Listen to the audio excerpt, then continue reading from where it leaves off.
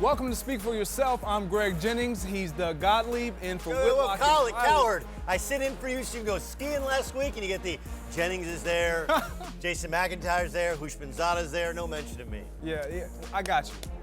This is my guy, That's why Doug he's off the Gottlieb. show. That's the real We're reason in he's for off the Whitlock show. and Wiley. We're joined today by former Pro Bowler TJ Hushmanzada and the founder of the Big League, Jason McIntyre. Week 17 is in the books, so let's get started. Starting with the Cowboys, who beat the Giants yesterday thanks to a big game out of Dak Prescott. Dak is still trying to quiet his doubters, and while he tries to stay as hot as Dallas hosts Seattle in this week's wildcard game. But he's not the only Cowboy with some unfinished business. Jason Garrett has only one playoff win in his 8+ years as Dallas's head coach. Doug, I ask you first, who has more to prove, Dak or Garrett? I think it's Dak. Look, they're going to be forever tied at the hip, right? As Dak struggled this year before the trade was made, it looked like both were going down a path of, hey, maybe they need another quarterback or maybe they need a head coach. You win 10 games, which is the third time in 5 years they've won 10 games. They only had one bad season since he's been head coach. That's when both Tony Romo and Des Bryant both got hurt in the exact same year. So I think he saved his job. He'll be good there, and he showed that he understood his team. It's a run-oriented, defensive-oriented team that on third down, they allowed Dak to roll out and now find his new weaponry. But for Dak Prescott, he wants quarterback money in the offseason, right? He's been paid at a level not commensurate with the starting quarterback of the Cowboys. The best way to do that is show us you're a franchise quarterback. Show us you can win in the postseason, not just in the regular season. I think they're tied at the hip, but if it's me, who's got more pressure to perform? I think it's Dak Prescott. He has yet to win a playoff game, and he lost at home to the Green Bay Packers, and he's playing for a next contract. I'm with you on this one. I think Dak Prescott has more to prove, and the reason why is because Jason Garrett and Jerry Jones have placed all the personnel around him to be successful. And when you look at quarterbacks in this league, when do you make your money? It's in the playoffs. His rookie year, they went to the playoffs, nothing to prove. We're on our rookie run. Myself and Ezekiel Elliott and this Cowboy team, nobody knows who you really are, so we'll give you a pass. Now the pressure is mounting. Now we need you to step up, going up against a Seattle team with a Russell Wilson who we know is going to put on a show. We know what Russell Wilson can do. Can you be the reason why your team wins instead of your team having to support you? No, you guys, what you're missing here is it's Jason Garrett, and here's why. What did he just do in Week 17? He played most of his starters. He kept Zeke out. 2 years ago, guys, Jason Garrett, same spot, Week 17. Let's get our guys some rest. We'll play him a series. He knows the pressure's on. Jason Garrett has so much to prove here. If you think back to that Packers game, Gottlieb, what did Dak do? 300 yards, 3 touchdowns. He looked good. He wasn't the reason they lost that. The ill-equipped for facing the Packers right out of the gate, it's on Jason Garrett, that last playoff loss. Now he's got to show up this week. He's at home. He's favored. This is a spot he has to deliver a great game. We know Dak is a game manager. He's probably not a franchise guy. Jason Garrett, 8 years. It's time to win another playoff game. Yeah, me and Jason are on the same page here. It's more pressure on Jason Garrett. It's Dak Prescott in his only playoff game as a rookie, balled out. They lost that game to the Green Bay. It wasn't his fault that they lost. What they did yesterday by sitting offensive lineman Ezekiel Elliott was showing Dak, when we need you, you can do it. Dak is flying high. He's feeling the way he played yesterday. Yeah, they're playing the Giants. It's not a big – he played great. He went down the field, made that great throw to Cole Beasley. It was a great catch, but it was a great throw on the run moving to his left. Jason Garrett is 1-2 in the playoffs, and every other week during this season it was, oh, man, they need to get rid of Jason. Dak Prescott is what he is. He's going to get between $18 and $24 million a year, nothing more than that, in my opinion. He is what he is. He's proven if you give him a good team, he can get the job done. Jason Garrett hasn't proven, at least to me, that he can win big games in the playoffs and lead his team where they need to go. Yeah, Jason Garrett doesn't lead his team. He's not the quarterback of the football team, right? He's the head coach. Yeah, I understand that. And they did rework, his staff in the offseason, which put him clearly under pressure. But they're not getting rid of Jason Garrett. He just won 10 games, won the division, saved the season. And I think what you saw, based upon their ability to run the football, especially you lose Travis Frederick for the year to start the year. Like, this thing was a mess. It's a mess. And Jason, you said they went for it yesterday. Like, no, they didn't. They didn't play Zach Martin. They Yeah, didn't well, play he was Ezekiel injured. He's Elliott. injured. They had to hold him out, but They they didn't play played Ty- their they didn't- starters. no, they played didn't. Leighton Vander Esch, No, what Amari Cooper. here's what they did. Here's what they had did. to run their Here's what- starters out there. He had to change it up. No, from he what wanted to did 2 win years 10 ago. games because he knows he wins 10 games, he wins his league, he's good. He wins his division, he's good. Nobody's messing with him. Dak, as you point out, I agree with you. He's like $18, $20 million. I feel good, but tell Dak Prescott that. He's like, look, I've been making a couple $100,000 here playing as quarterback of the Dallas Cowboys. He's thinking, I want Kirk Cousins plus money. If he wants Kirk Cousins plus money, Then what's he have to do?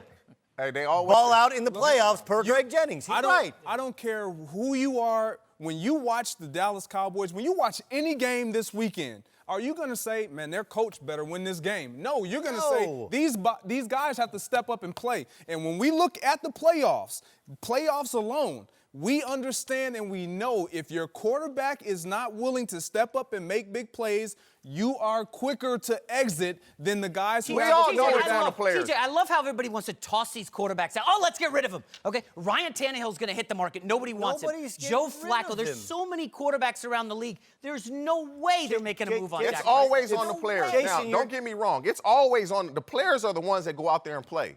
They got to. Jason Garrett has been in Dallas a long time. Dak Prescott has played well when given he had. If it's about wins, no quarterback has won more than him in the first 3 years of their career. Nobody. Okay. Nobody. Let me just ask you this: who do you think wins, Seattle or Dallas? Dallas. Why? Just because their defense is that strong. Their But remember, defense. you didn't say 'cause Seattle- they're quarterback, right? Seattle- But I would defense. say the only reason you would pick Seattle, who has an equally outstanding running game with Chris Carson, right, over 1,000 yards rushing, but the only reason you would pick Seattle would be because of the quarterback situation, correct? You go like, well, Russell Wilson, I think. 100%. Which shows the question he asked was, who has more to prove? And Dak Prescott has more to prove. So the wait, Cowboys Pete win Carroll- this game and the defense carries them. You're going to say Dak Prescott did that? If the Cowboys win this game and the defense Well, shuts it depends how the game goes. But- Yes. But like, look, if you watch the Cowboys, they have a great defense and they have a good running game. Pete Carroll versus Jason Garrett is a bigger mismatch than Russell Wilson versus Dak Prescott. Just for the record. That's Jason McIntyre for you. Right. To Minnesota, where Kirk Cousins and the Vikings folded up like a cheap tent in the face of pressure yesterday. An ugly loss to the Bears cost them a playoff spot. Minnesota's offense put up a whopping 164 yards. I believe I walked that far from my car today. The most explosive play Cousins made all day was a sideline argument with Adam Thielen. Greg, we've seen this from Cousins before. Does he deserve all the blame? He doesn't deserve all the blame, but he deserves like 90% of the blame. And I've defended Kirk Cousins all year. And his stats have proven that he can put up numbers. He'll put the ball in the end zone. He'll rack up a bunch of yards. But can he win the big game? And the answer is simple. It's no. I thought he would be able to do it. And when you paid, I don't care who you are, when you're paid that amount of money, the expectations are to win. And did he get that done yesterday? No. 132 yards. You made a good point on the herd earlier. 27 yards with 2 minutes left in the first half. A minute and 30 seconds. Like you can't do that. Listen, you can't win with a guy like that. I explained last week to people that we like to put out the $84 million. They weren't even the highest bidder. Okay, this was a guy capitalizing on the market and the fact that the market did not have another starting quarterback. Case Keenum, whose coach got fired today, was the second best option. Minnesota had him, knew he's not good enough. A.J. McCarron, like, who are you? If you don't like Kirk Cousins, where were they going to go? Sam Bradford? Right? He lasted one game for Minnesota last year. They couldn't win with him. Teddy Bridgewater, we saw how good he looked, and his knee was not sound. They couldn't make him their franchise quarterback. So I do think we get locked in on the number. Do I put blame on Kirk Cousins' shoulders? Of course. But I also give a little bit, just a smidge, like a lot maybe, of credit to the Chicago Bears. Oh, no question. Like, this is not the first quarterback that we've made look like, when I saw them play the Rams, I thought Jared Goff might be scared to death. He looked like a deer in the headlights at that pass rush. Fair? Agreed. Aaron Rodgers, who I think is the greatest quarterback to ever play under center in the National Football League, looked average at best against the same defense. So, look, it's really easy to pile on, but they had a first-time offensive coordinator, a new offensive coordinator who did not work. They fired him. Dalvin Cook was not healthy and was not sound. The offensive line, when Tony Sperano died, that offensive line is not the same without their offensive line coach. Does Cousins deserve some blame? Yes. Is his contract the reason we're talking about him? Yes. But the fact is, he is not solely to blame. Some of it is the fact the Bears will make you look like a JV quarterback. I think Greg said 90%. Is that what you said for Kirk? That's a little high, Greg. I would go closer to 60. As Doug alluded to, that offensive line was in shambles all season. Every time he dropped back, it collapsed like a table. I mean, it was ugly for him. I do want to add this. I have been a Kirk Cousins defender. He statistically had one of his best seasons ever. Most touchdown passes, fewest interceptions, highest completion percentage. But the number I can't get by is 4-25 against teams with winning records. You know who does that? That's like Matthew Stafford, okay? And we know he hasn't won anything in his career. Another very highly paid, I'm a Kirk talented Cousins guy. It's tough to defend him here. I think they'll bounce back strong next year, but it's not like they lost to a lot of bad teams, okay? As you said, this is the Bears, #1 defense in the NFL. You say 90%, I say 99%. Because Come on, man. too much is given, much is expected. Too much is given, much is expected. You have two great receivers. You got Diggs and Adam Thielen. And you bring up the Rams. They played outdoors. This is indoors in Minnesota with two good receivers. You should not be the reason they don't win. He threw for 160 yards. His record against teams with winning record, he loses 85% of those games. You lose 85% of the games versus team. In fairness, when he's with the Washington Redskins, were they a good football team? No, but Washington. No, they were terrible. But they were a bad football team. The Washington Redskins, they saw what Minnesota did not see. A lot of fluff in his stats. Sure. They saw that. I actually think Minnesota saw that. I really, we're sitting there thinking, we think they paid him that money because they thought he was We Aaron can't Rodgers. give a quarterback all the credit in the world when their team wins. And when they flop like this, he deserves the blame. No, I understand, but you also, look, you've played and starred in the NFL. You can respect this. Like, dude, if you have no time to drop back and pass, I mean, that's what that argument was over, right? He's running a corner. It was over the angle, as you know. He wanted them to come flat, and Thielen went high. And honestly, when I saw that play, I'm in agreement with Adam Thielen, because if you're even with the corner, you're we're going you're high. leaving. Yes. It's just like running a go route. You got to go. Give me the opportunity to go make a play and to throw it up point, and let your wide receiver make it. Yes, and let them. That's what they've done all year. Okay, but now that's why you guys are great. But now How all often of a do you sudden, think they practice that? now, We get man-to-man, we go high angle. Here's why it makes my point. Because now all of a sudden, you don't give us a chance to make that play? Like all year, you've thrown it up and given me a chance to make the play. Now, all of a sudden, everything has to go exactly right. No, we brought you here. We were in the NFC Championship game last year. We bring you here, and this is why Minnesota brought him here instead of going with Case Keenum. Because they thought he would give us that slight edge. He put us over the top. He top. would tilt the scale, and he has simply not done that. Hey, look, I think that's fair, but we also, we look back on last year. Like, dude, it took a miracle to beat the Saints at home, okay? True. And remember, the division they won, Aaron Rodgers was hurt. Yes. The Bears were a disaster and fired their Hey, coach. and the Vikings defense was pretty good last The year. Viking defense is arguably the best in football. It hasn't been as good. So you're not wrong. They wanted stability. He brings stability, and I think the reason he didn't read that play correctly was he was seeing shadows. He was seeing ghosts, right? He's seeing Khalil Mack. Where's he knew at? that coming I don't into have the 10 game, though, seconds. that the I don't Bears have had 10 pass rush. seconds. There's something about auctions that makes shopping much more enjoyable. Sports fans, it probably has something to do with the competition and suspense that auctions provide. But who wants to spend time researching where their nearest auction house is and then make the trek all the way there?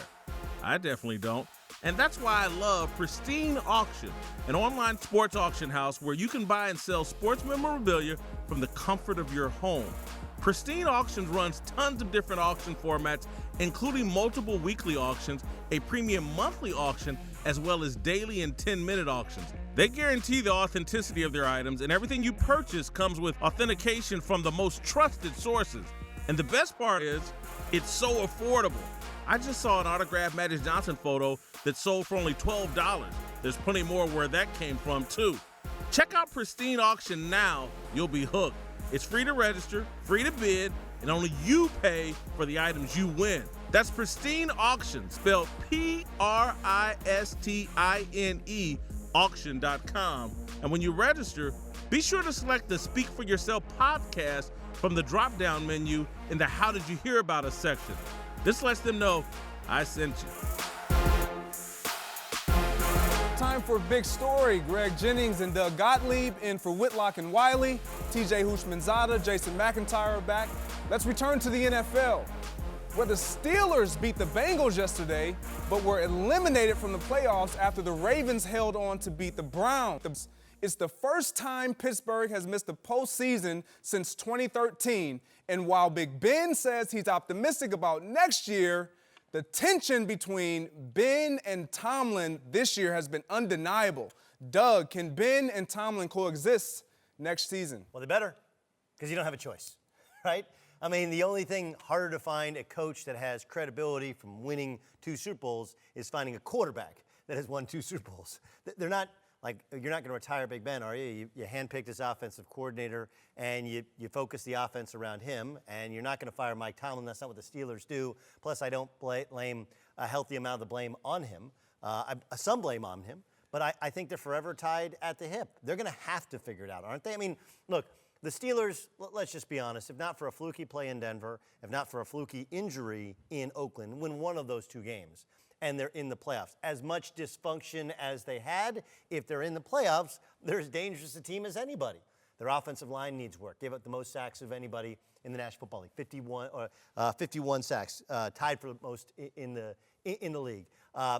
They're also bad at turning the football over. Big Ben, 15 interceptions, and they're not taking the ball away.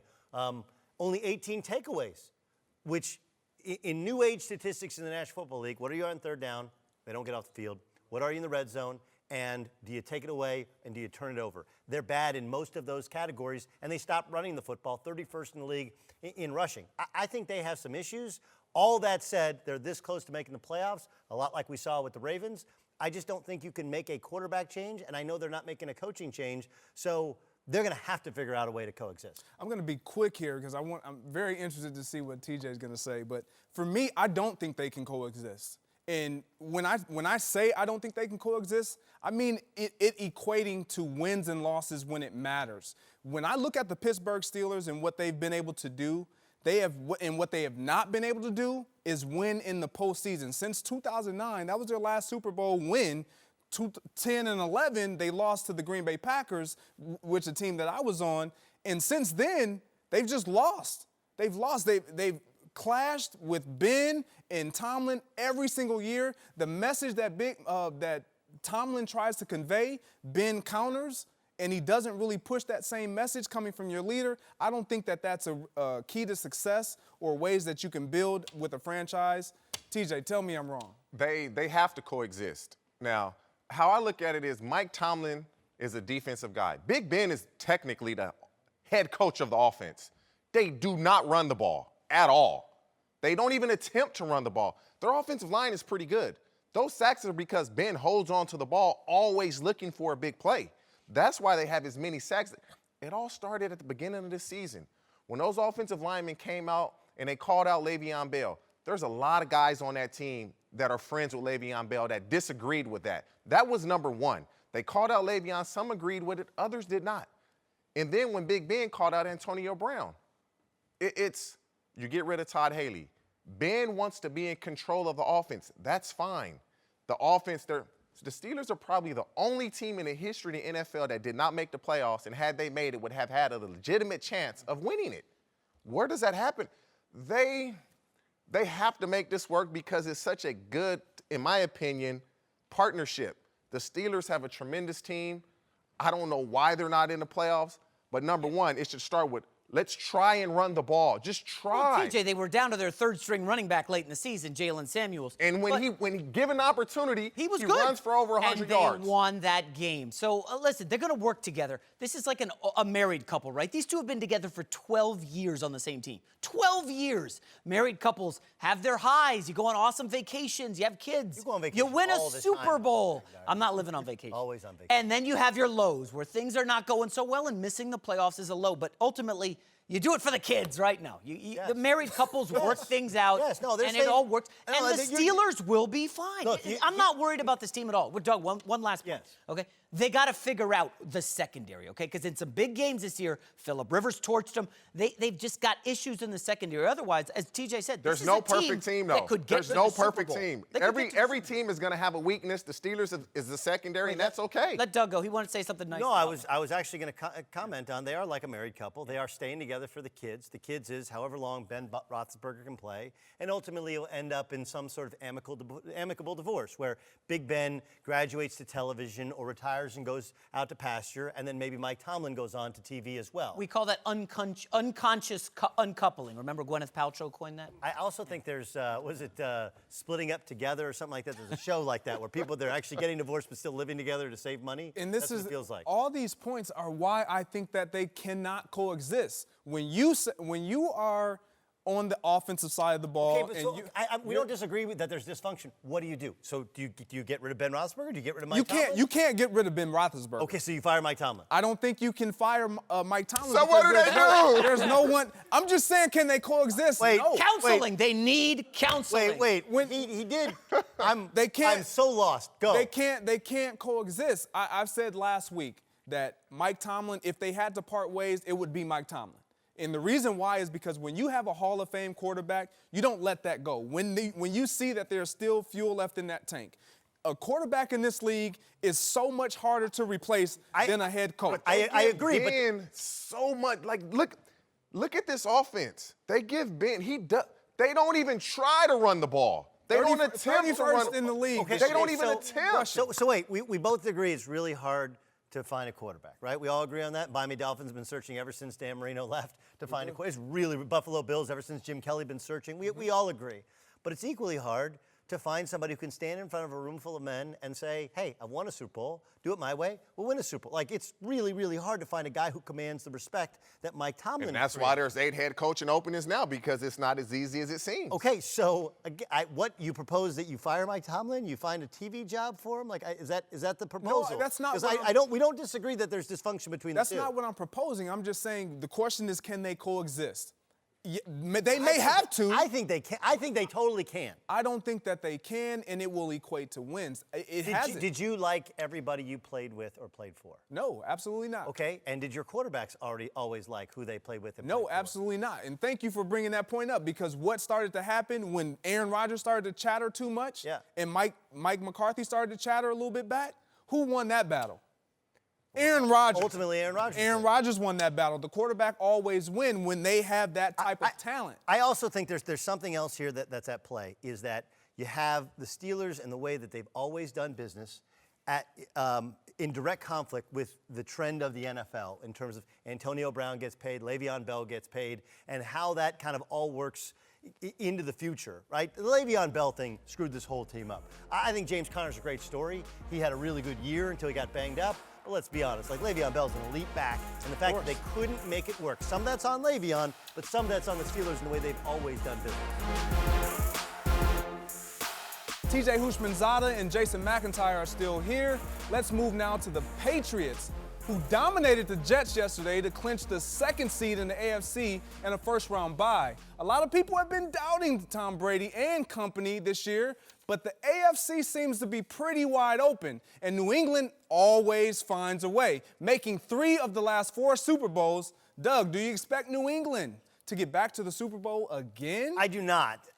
One of the things missing on last year's playoffs, and we talked a little bit about the NFC, right, with the injuries. Remember, injuries are a huge story last year. Also in the AFC, 2 teams that should have made the playoffs that didn't, the Chargers and the Ravens. Ravens lost at home last year to the Bengals. That's why they fell out of the playoffs. And the Chargers started out 0-4, lost that game to the Jacksonville Jaguars, where they got 2 interceptions the last 2 minutes and still couldn't close the door. I felt like the playoffs would have been completely different in the AFC if you took out the Titans and if you took out the Bills. Remember, they played the Bills and they played the Jaguars, and the reason they didn't play on the road against Pittsburgh Steelers was the old catch rule, which they've changed. The point is, I think the competition is far tougher this year in the AFC. Yes, it's the Houston Texans, who no one believes can win in the playoffs, but the Texans are far better this year than they've been previously, especially at quarterback. Yes, it's the Chargers, but dude, the Chargers got Hunter Henry back. They'll have Melvin Gordon. They'll have Austin Eckler. Dude, they have probably the defensive rookie of the year, as well as 2 great rush ends. And then you got the Baltimore Ravens. I'm not a huge buyer in long-term Teddy Bridgewater, but short-term, it works. It shortens the game. And in Lamar Jackson, excuse me, but it shortens the game for the best defense in football. I think the competition is better, and I think this is the weakest supporting cast Tom Brady has had in recent years. I think they have a very short playoff window. You do. Yes. I don't. I just don't see why they can't make it back to the Super Bowl again. And when I look at the reasons why they can, it's because every time you set out to do or accomplish goals at the beginning of the season, and you see that the Patriots have always checking their boxes off.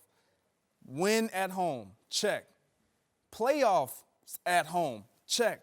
Have teams come to us to play our quarterback at home, check. Defense, be decent. Don't give up oodles and noodles of points, check. Tom Brady still have a little bit of advantage when it comes down to the 2 minutes in the fourth quarter with time left on the clock. Check. They still have all those things in play, plus they have one of the best coaches in all of football. I just don't see anyone in the AFC who they are threatened by with them coming in and then having to go only to Kansas City, who they've already beaten. It's a smart man. Doug, you got to listen to him. He's right.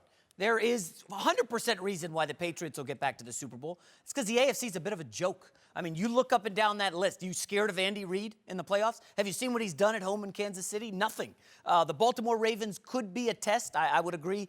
Lamar Jackson in that run game is dangerous. But again, the Patriots right now, guys, they can change their identity week to week. Oh, you can't stop the run? Well, we'll give you Sony Michel and 240 yards on the ground. That's what we'll do. Oh, the next week you can't guard tight ends? Well, we still have Gronk. He's not very good, but he's still capable of a huge game. And defensively, I know this is going to shock some people, Stephon Gilmore, the #1 rated cornerback according to Pro Football Focus. I can't wait for him to shut down Tyreek Hill in the AFC Championship game. I would lock up the Patriots. If you look at the gambling markets. By the way, if Kansas City gets there, big it's on the deal. road, Hey, by the way, TJ, gambling markets, there's so much value in the Patriots right now. They're the second best odds to get to the Super Bowl. By the way, he's not shutting down Tyreek Hill if they play. That's number one. That's not going to happen. When Tom Brady's a quarterback and Bill Belichick is a coach, it's hard to go against them. But the Patriots aren't winning a playoff game this year. I just don't see it. Like, 2 weeks ago, everybody was saying, what's wrong with the Patriots? They suck. They're this. Because they beat the Jets, all of a sudden they're back? Who are the Jets? They beat the Bills, and he was awful. They lost to the Steelers. How many home playoff losses, TJ, this year for the Patriots? I get it, but those teams aren't coming through that door. Yes, they are. Houston's coming there, and they're not. Rob, the only team that if they played the Houston Texans because of the way they beat them early, if they played the Houston Texans, I like the Patriots. If they have to play the Chargers, they're losing. If they have to play the Baltimore Ravens, they're losing. Defense travels. Listen, both of those, it doesn't matter that they're playing in Foxborough. It does not matter. It doesn't matter. Just remember this. It doesn't matter. You know why it doesn't matter? Greatest dynasty in NFL history. It doesn't matter. Personnel does matter, doesn't it? Personnel matters. And at some point you do get old. At some point, and Gronk looks old. And Edelman, as good as Edelman has been, even he looks different since coming off the torn ACL. And they have no other playmakers. They just don't have playmakers on offense. Like, a quarterback can only throw to guys who's open. We understand that it's Tom Brady. They are a fluke loss away from Miami from being the #1 seed. Do you guys realize? No, we do, but that's because they're in the worst division in football. Okay, why that fluke loss? 2 weeks ago, everybody was saying. Not me. 2 weeks ago, everybody was saying the Patriots are done. Just because they beat the Jets and the Bills. What changes? I look big picture. When you look at the stats, full season stats, you know Tom Brady has had the best pass protection in the league this year. But full again, season stats he gets rid of the ball. What happened He gets rid of the ball quickly. He plays 6 games against the worst division in the sport. Dude, what are they going to do if they got to play the Baltimore Ravens? Do you think they're going to stop that run? You think they're going to be able to move the ball consistently against Baltimore? TJ, what I feel like you guys are missing is this team is just, they understand how to win against the better teams. This year they beat 4 playoff teams. They beat the Bears. They beat Chiefs. They beat the Chiefs. They beat the Texans. Yes. Who else did they beat? They beat someone else. But the Colts. And so when I look at the New England Patriots, it's not about personnel sometimes. It's about can we win when it counts? Can everybody step up? I don't care that they beat the Jets or the Bills. What I do care is that they had those 2 games to get it right so that going into the playoffs, everybody has now gotten a part of that offense. Chris Hogan. Hogan, yeah. has gotten a part of the offense. You got Burkhead that's now showing up and making plays. You got so many guys that are willing, that understand in this moment, this is who we are. We are the Patriots. We thrive off of just subpar talent with quality mental guys who don't make a lot of mistakes. They better hope that it's can the do Houston Texans. they better hope it's the And the Houston Houston Texans. They better hope. Houston Texans is going to be one of those hideous Letterman jacket they wore that Monday night when they got Stop wow. Let's move to Washington, D.C., where Nick Foles' unlikely heroics continued yesterday. With the Super Bowl MVP leading the Eagles back to the playoffs with a win and some help from the Bears in Minnesota. Foles was having another big day, of course, against the beat-up Washington team before leaving the game with bruised ribs. But Doug Peterson, his head coach, said the QB is good to go for this weekend's wildcard game on the road against those Bears. So, Greg, let me ask you, can Nick Foles keep up this magic against Chicago? No, not even a little bit. When I look at Nick Foles and what he did against the Washington Redskins, do I see him going into Soldier Field against that front 7, that defense, that secondary, and being as effective as? No, absolutely not. He got hit 6 times in this game this Sunday, 3 sacks, and he went down. Fragile Nick Foles. And you're sitting here telling me that I didn't tell you. I asked you. No, but I see how TJ's over here chuckling. Yeah. I just don't think that he has the durability physically to stand in that pocket and take this beating. No, absolutely not. It's going to be tough. My pick is Philadelphia. The way they're playing, when I look at the Chicago Bears, they're very stout defensively. We all know that. If you can put the game in Mitchell Trubisky's hands and force them to throw the ball, you have a chance. Is it easier said than done? Of course it is. These coaches in the NFL get paid a lot of money. They're going to devise a game. What is Philadelphia's strength? Up front. You got Fletcher Cox, you got Haloti Ngata, you got Michael Bennett, you got Long, you got Graham. You got all these guys up front to combat and fight against, technically, the Chicago Bears up front. And you put the game in Mitchell Trubisky's hands, I like the Eagles' chance. It's not about can Nick Foles do it. It's can the Eagles' defense put the game in Trubisky's hands. Here's what's amazing, right? Nagy comes from Kansas City. Of course, Doug Peterson also Kansas City. There's a lot of similarities in some of the things they do. It's like that Spider-Man meme where they're looking at each other, where they're the same thing. Andy Reid is basically their mentor. Right. So there's a lot of neither team will score or do anything in the second half, right? They'll both just take a knee in the second half, even if they're tied. I like Nick Foles. I love the Nick Foles story. But some of the Nick Foles story isn't properly told. Right? Earlier this year, he was awful. In preseason, the reason Carson Wentz was rushed back wasn't just because he's Carson Wentz. It's because Nick Foles was awful. Nick Foles was awful last year when he got the job and early on in the playoffs. And then he got hot against Minnesota. He runs hot. He's basically Ryan Fitzpatrick. You know, for a short period of time, he'll light you up. And then the more and more you see him, whether it's the pressure he puts on himself or whether it's people figuring him out, people tend to figure him out. This is a way better defense than the Washington Redskins, who are depleted, who are a complete mess, than they lit up. I agree with you. Their defense, Philadelphia, is just nasty. Lead the league in hits on a quarterback, 133. And Mitchell Trubisky can be wildly inaccurate. And the Bears, they don't have – name a skilled guy on the Bears. And the Bears name one skilled guy. Hold on. And the Bears Taylor have Gabriel. Tariq Cohen. Tariq Cohen. Allen Robinson. I mean, I could go on, but TJ, here's what you're missing. I mean, okay, so the Eagles' offense thrives on Zach Ertz, the most targeted tight end in the league, #1 option. Guess what the Bears do? 3rd best in the NFL at defending the tight end. They know how to shut down Ertz, and then what does Foles do? What is Foles going to be left to do? Because he's not going to have time in the pocket. You forgot about the big guy that went to South Carolina? Yeah, I know Alshon Jeffrey's game well, but guess what? The Chicago Bears have one of the best secondaries in pass defense in the league. Nothing that the Eagles do well. I'm getting worked up here, but hold on, Greg. Last stat. You say you don't trust Mitch Trubisky against the Eagles. You know how bad that Eagles secondary is? They've been shredded by every quarterback in the league. And Mitchell Trubisky's a quarterback. Trubisky's going to kill them. This is Bears inaccurate. big. I don't know if he's going to kill them. Oh, my okay? goodness. Okay, and Cody Parkey is a major issue. He missed a kick that's indoors. He can't kick at Soldier Field. My question was Foles Magic. Doesn't mean they won't win.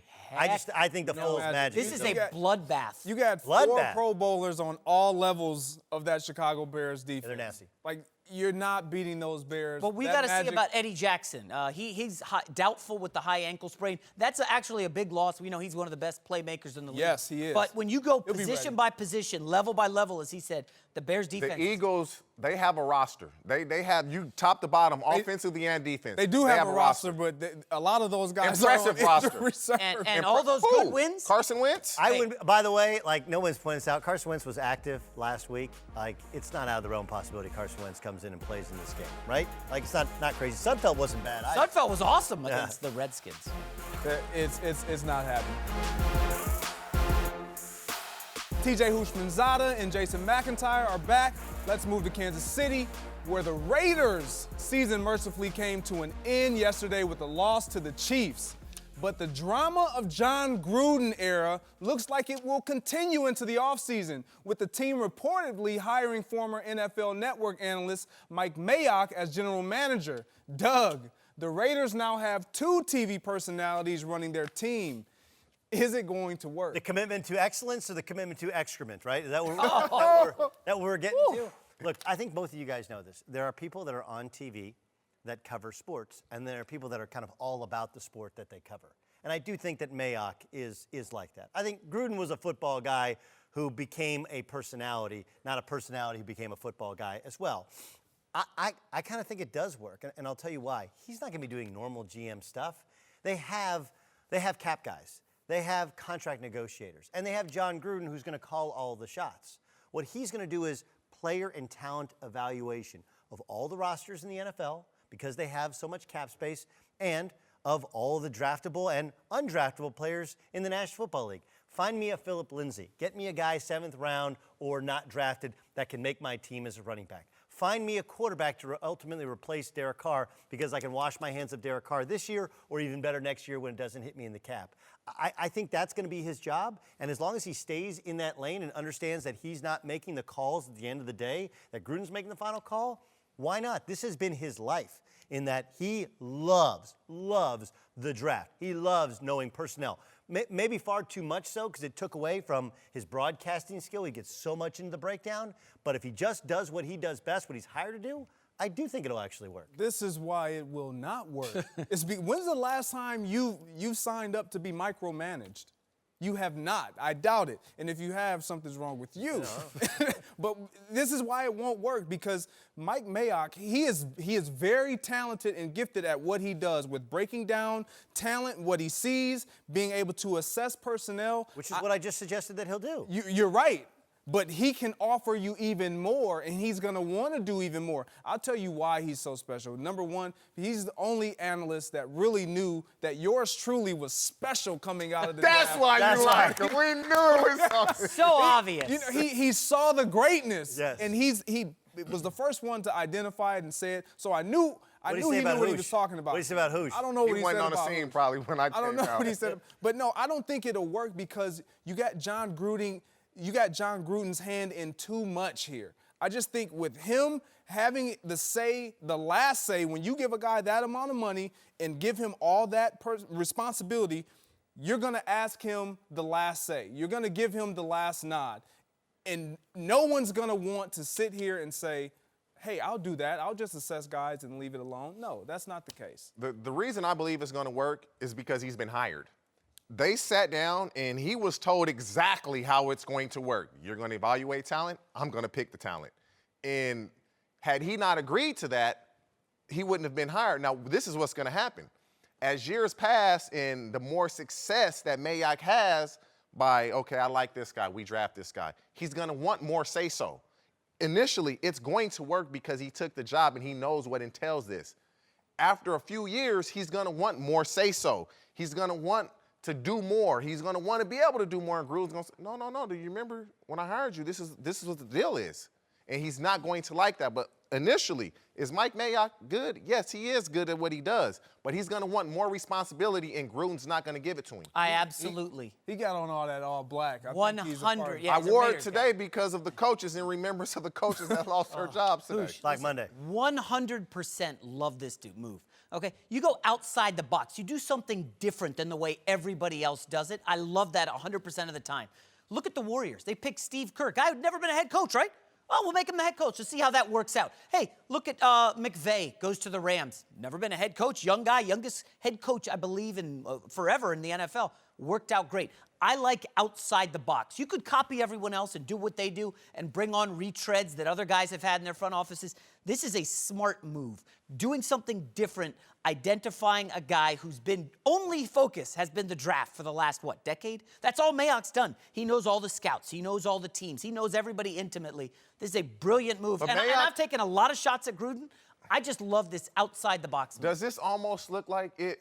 He had no choice but to take this. He interviewed for other GM jobs before. Nobody hired him. The Raiders wanted to interview Jerry Reese. Jerry Reese said, oh, no. I'm not about to come here and basically have no say-so. Mayock wanted a GM gig, and the Raiders were pretty much the only team that would give it to him. So it wasn't like, they went outside the box. He had no choice. He's also very close with Paul Gunther, the defensive coordinator. They're lifelong friends. Look, I think that what John Gruden is doing is first he assessed the situation, right? He's like, man, we stink. And they said, well, you got Khalil Mack. He's awesome. Khalil Mack is awesome, but we stink. So I'm going to get above market value for Khalil Mack. Got 2 first-round picks. Everybody said he couldn't. He did. And then he looks at his offense. He's like, what else can I move? Amari Cooper. We're not very good. He's going to make $14 million next year. He got a first-round pick when everybody else was offering a second or a third-round pick. Killing the Eagles only offered, I think, a third-round pick for him. So he got market value for his assets. Then he looks around. He's like, all right, I got cap space. I need to hire people that know what I don't know. That's what really smart people do. And as much as John Gruden liked doing the draft and liked interviewing guys, he doesn't know all of what Mike Mayock knows. And so he's hired people to do what he doesn't want to do because he wants to coach quarterbacks. He wants to coach offense. He wants the Raiders to win. And I actually think this makes a ton of sense. It doesn't mean that it absolutely, I can't go 100% that it works. No, I said but 100%. But I think it's a unique idea in that guys don't make decisions. It's not Gruden making every decision. It's not going to be Mayock making. They get in a room and they make a call. And now look, there's going to be a player where Mike Mayock stands on the table and said, draft this guy or I quit. And there's going to be a time in which John Gruden says, who's the head coach, who's the president, who's making the most money. I don't think he'll make every decision. I don't think that's how it actually works with really good teams. I think he's learned from some of his mistakes in the past. I hope, and he'll take some of the advice of the talented people he's putting around him. One last note. You mentioned they could get out of Carr's contract this offseason. That's 100% spot on. And the interesting thing is, what if they can acquire more draft picks in a trade of Carr or just releasing him? Hey, Because you a know lot of what's teams crazy? need quarterbacks. They got 3 first-round picks, Hoosh, and now you got Mayock. He had a great running the show. GM in Reggie McKenzie. Great GM. Huh? No, He had done great things. No, they had cap issues. He made some bad draft. He made some good draft picks, but he made some bad. No, he made great draft No, picks. they were a make some really bad good team. draft They were a bad team who went for it on 4th down and went for 2 and had one great year. That's not a great GM. Well, A no, great we're GM talking about the- puts you in position for a long-term success. They were not built for long-term success with Reggie. How McKenzie. many GMs that have first-time GM drafts a Hall of Fame player? Not many. Not many. And perennial Pro Bowler. But you make and Amari Cooper. Not many. You I'm make with you, TJ. But We gotta go, Amari Cooper guys. was bad the past 2 years. We got to go. Earlier in the show, we talked about Mike Tomlin, who had a rough day yesterday, missing out on the playoffs to cap what has been the most dramatic season of his tenure as a head football coach of the Pittsburgh Steelers. Let's get our approval ratings for Mike Tomlin. I personally have Mike Tomlin at GOAT status. It's simple for me. When I look at his job performance, obviously he didn't get it done this year. 9-6-1, that's not going to cut it, so I got him at 19. Then when I look at this, They didn't make the playoffs. They didn't make the with playoffs. The best wide receiver in football. They didn't make the playoffs. With a 2-time Super Bowl champion quarterback. And this is with why Juju this is Smith-Schuster. why I know he's at GOAT status for me. Okay. Because you didn't make the playoffs. You could have made the playoffs, but a fumble could have locked it up a couple weeks ago. This week, you still do your job. You win the game. You don't have your running back that started off the season saying, I'm not coming in. Right. Good coach. Okay, I have more all-star caliber if you look at the total. I only gave him a 10. A 10. 10 for this year. Why? It starts with Le'Veon Bell. Look, I understand the hard and fast stance that the team took. Okay, but the fact that he has offensive linemen speaking out against their running back. That's not him. That's the guy. No, it is him. You know who's the leader. Nope, that's who's in charge. I understand that, who's but who's you the can't sergeant control who's the everyone. big toe? It's Mike Tomlin. Okay, the buck does stop there. I think he's an outstanding coach. I think he's authentic. I think he's got great character. I think he's got all-star status. I do think he failed this year with the Steelers failing to make the playoffs. He's the GOAT. Really? Belichick's the GOAT.